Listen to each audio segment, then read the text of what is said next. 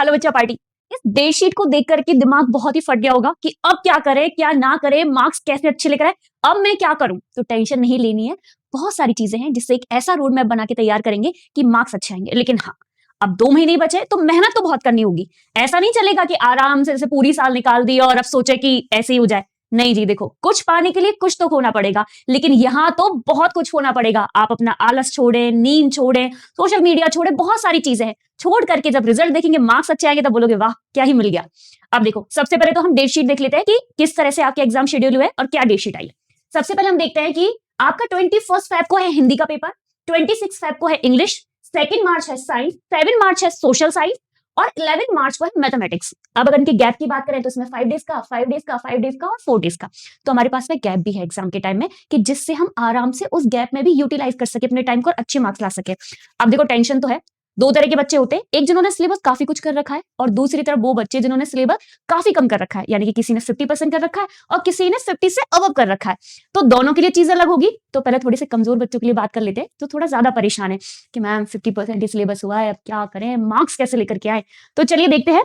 सबसे पहले देखते हैं 50% वालों के लिए हम क्या करेंगे, लेकिन उससे पहले हम टाइम देख लेते हैं कि हमारे पास कितना टाइम है। देखो आज 15 दिसंबर हो गई, ठीक है, कल वीडियो आएगा तो 16 हो जाएगी, थोड़ा आगे पीछे चलता है। अब हमारे पास में 10 फेब तक हमारे पास तैयार करने के लिए टाइम है अपनी प्रिपरेशन का, रिवीजन का, एग्जाम का।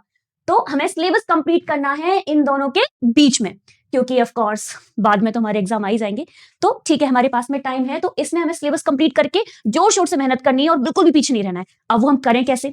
अब करने के लिए सबसे पहले मैंने बताया कि इधर चलते हैं कि जिन बच्चों के हमारे मार्क्स आए हैं कितने, 50% से डाउन जिनका सिलेबस है, उनके लिए बात करते हैं। तो सबसे पहले हमें क्या करना है, अपना कॉन्फिडेंस बूस्ट करना है। जब आत्मविश्वास होगा कि हाँ मैं ये कर सकता हूं, तभी तो हम कर पाएंगे। अब दिमाग में बहुत सारी चीजें चल रही है कि मैं कैसे करूंगा, क्या करूंगा, कैसे होगा, तो फिर ऐसे मोरल डाउन हो जाएगा हमारा। तो सबसे पहले तो कॉन्फिडेंस बूस्ट रखो कि ऑफ कोर्स मैं नहीं करूंगा तो कौन करेगा, और मेहनत करने से क्या नहीं मिलता। बहुत सारे बच्चे होते हैं जो लास्ट के 2 महीने में, 3 महीने में, 1 महीने में पढ़ करके बहुत कुछ फूट डालते हैं, क्योंकि थोड़ा बहुत तो हमने पढ़ाई होता है ना। अब पढ़ना कैसे?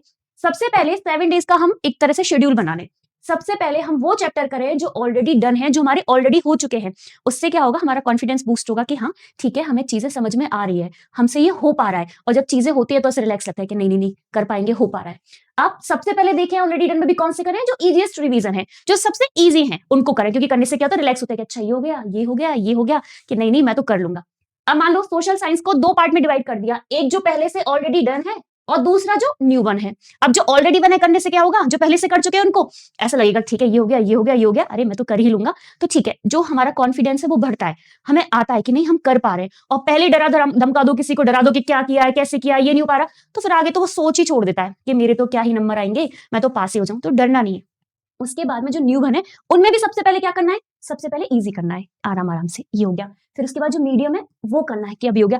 फिर उसके बाद आना है डिफिकल्ट पे, क्योंकि जब धीरे धीरे धीरे धीरे सिलेबस कंप्लीट होता हुआ नजर आता है ना, तो खुशी होती है और रिलैक्स भी होते चले जाते हैं कि हाँ अब तो हम कर सकते हैं और हम कर ही लेंगे। अब उन सबको कैसे करें कि इन सारी चीजों को, चाहे पहले वाले हैं चाहे नए वाले चैप्टर्स, उनको कैसे करें। सबसे पहले किसी भी वीडियो का क्या देख ले, one shot.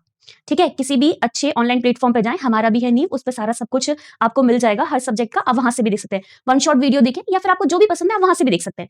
One shot video देखें और पूरे चैप्टर को समझने की कोशिश करें। उसके बाद जो आपके पूरे साल के नोट्स हैं, आपके टीचर्स ने प्रोवाइड कराए, या आपके सेल्फ नोट्स हैं, आप उनको करें। इसके बाद एनसीईआरटी करें और पीवाईक्यूज करें। अब इतनी सारी चीजें करने के बाद में क्या आता है कि सिलेबस हमारा कंप्लीट होने लगता है, चीजें हमारे हाथ में आने लगती है और थोड़ा सुकून रहता है कि अब तो हम कर ही लेंगे। तो सबसे पहले वन शॉट, फिर सेल्फ नोट्स या फिर टीचर्स की जो नोट्स है वो, एनसीईआरटी, पीवाईक्यूज और सैंपल पेपर्स। बहुत सारे सैंपल पेपर्स अवेलेबल हैं, जैसे आप ओसवाल का कर सकते हैं, बहुत सारी और भी अदर प्लेटफॉर्म है, अगर बुक्स है उन पे आप जाके देख सकते हैं, जो भी आपको अच्छा लगता है आप कर सकते हैं। ओसवाल का काफी अच्छा है, आप वहां से कर सकते हैं। ठीक है, ये सारी चीजें, तो ये सारी तो उनके लिए है जो 50% इनका सिलेबस हो चुका है। जब वो इस तरह से तैयारी करेंगे तो देखना कि यूं ही बन जाएंगे, मार्क्स अच्छे भी आएंगे और लास्ट में जब आपका रिजल्ट आएगा थैंक यू भी बोलोगे। अब चलिए उन बच्चों की तरफ आ जाते हैं जिनका 50% प्लस है। ठीक है, अब जो उनके रिमेनिंग चैप्टर्स हैं पहले वो कंप्लीट करें उनको, उसके बाद रिवीजन करें सैंपल पेपर से। आप क्या करें, सैंपल पेपर्स में भी क्या करें कि जो रिवीजन करते हैं तो हमें समझ में आ जाता है कि कौन से टॉपिक हमें समझ में आ रहे हैं और कौन से टॉपिक हमें समझ में नहीं आ रहे।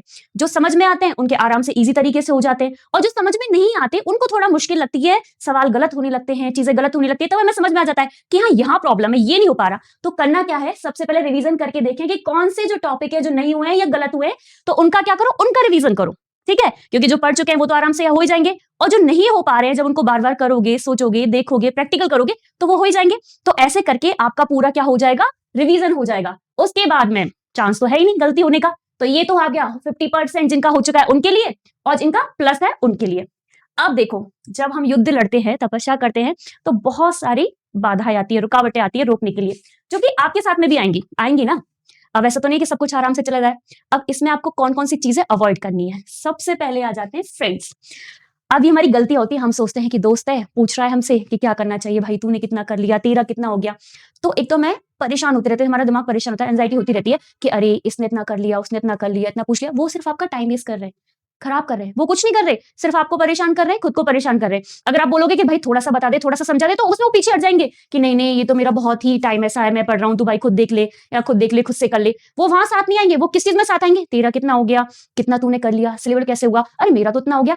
तो वो कहीं ना कहीं अपने आप को आपसे कंपेयर कर रहे हैं, और आपको अपने आप से कंपेयर कर रहे हैं। खुद को तसल्ली दे रहे हैं या फिर आपका टाइम खराब कर रहे हैं। खुद को तसल्ली ऐसे कि अच्छा इसका नहीं हुआ तो चौमुआ है, ये तो क्या ही करेगा।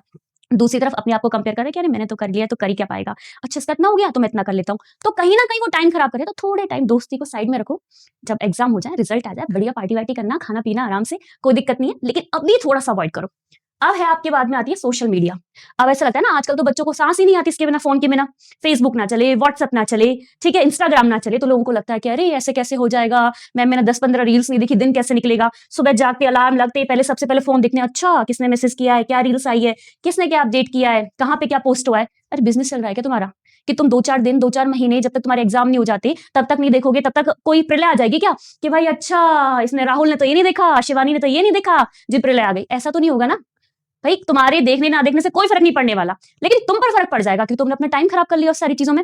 सुबह ही दिमाग को इतना उलझा दिया रील्स में, स्टेटस में, कहीं पर भी कुछ पोस्ट हो रहा है उसमें, तो पढ़ोगे कब, माइंड तो वहीं चलता रहेगा। अच्छा ये पहना था, अच्छा यहाँ घूम रहे थे, ये कर रहे थे।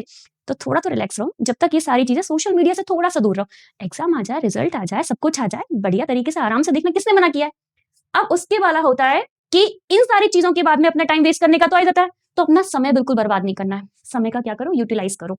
अगर आपको लगता है कि इंटरटेनमेंट करना है तो थोड़ी देर वॉक कर लो, कोई आउटडोर गेम खेल लो। 10-15 मिनट किसने मना किया कि मैं कब कह रही हूँ कि पूरा टाइम चेयर पे बैठे रहो, चेयर से चिपक के बैठे रहना, नहीं ऐसा भी नहीं करना। थोड़ा सा आपको फ्रेश करना है तो थोड़ा सा आउटडोर गेम्स खेल लिया, अपने बहन भाई से बात कर लिया, अपने पेरेंट्स से बात कर ली, उनको भी अच्छा लगेगा, आपको भी अच्छा लगेगा। ठीक है, तो ये छोटी छोटी सी चीजें आप करोगे तो आपके मार्क्स कहीं पर भी खराब नहीं होंगे। आपने जितना सोचा है, जो एम रखा है वो होगा। और बस चिपका लो कहीं पर भी कि मुझे तो इतनी परसेंटेज चाहिए, इतने मार्क्स मुझे चाहिए, कैसे भी करके, और लग जाओ। और जब मेहनत करोगे, लगातार पीछे पड़े रहोगे ना किसी चीज के, तो दुनिया में कोई चीज नहीं है जो आपको ना मिले। अपने पेरेंट्स की तरफ देखो, वो आपको पढ़ाने के लिए, लिखाने के लिए कितनी मेहनत करते हैं, अपना दिन रात एक करते हैं। अपने पेरेंट्स की तरफ देखो थोड़ा टाइम, कि सोचो इनको भी तो खुशी देने का टाइम है ना। हर वक्त वो आपके लिए सोचे, आपके लिए ही करें, कभी तो आप उनके लिए करोगे ना। ऐसा थोड़े ना कि अपना हो गया बस जी, इनका जाने इनका काम जाने, पास हुए हुए, नहीं हुए नहीं हुए, कम मार्क्स आए कम मार्क्स आए, नहीं ऐसा नहीं करना है। थोड़ा सा उनकी तरफ देखो, सोचो, अपने आप मन करेगा पढ़ने का। और इस टाइम पर हमारे पास टाइम भी नहीं है, सिर्फ 2 मंथ्स, इतना सा ही तो टाइम है हमारे पास। इसमें जी जान से मेहनत से लग जाओ और कोशिश करते रहो और लगातार करते रहो। और हाँ, अब ये नहीं कि लेट करके पढ़ते रहो, इस चीज को हमेशा ध्यान रखना। अपनी टेबल और चेयर फिक्स कर लो, एक जगह फिक्स कर लो कि मुझे इस पर बैठकर ही पढ़ना है, क्योंकि आपकी जो बायोलॉजिकल क्लॉक होती है वो सेट हो जाती है इसी के तरीके से। लेट कर पढ़ते रहो कि मैथ्स के सवाल चल रहे हैं, म्यूजिक चल रहा है, ऐसा बिल्कुल नहीं करना है, क्योंकि एग्जाम में कोई गाना बजाने नहीं आएगा आपके लिए और आप बोलोगे कि मैं कैसे करूं। तो ये सब चीजें नहीं फैलानी आपको, इस तरह की बसड़ नहीं फैलानी कि ये चाहिए वो चाहिए तब हो पाएंगे सॉल्व, नहीं। बिल्कुल टेबल चेयर पे बैठ जाओ और आराम से ढंग से पढ़ो। जब ढंग से पढ़ोगे, उसी पोजीशन में पढ़ोगे, उसी माइंड सेट से पढ़ोगे ना, तो एग्जाम में कोई भी चीज नहीं है जो आपको रोक दे। जो आपने एम देखा है कि मुझे तो 98 चाहिए, तो वो आपको मिलेगा। बस आत्मविश्वास रखो, कॉन्फिडेंस बनाए रखो, बाकी का तो कुछ हो ही जाएगा। चलो ऑल द बेस्ट। अब ज्यादा टाइम खराब नहीं करते, लग जाओ पढ़ाई पर। बाय।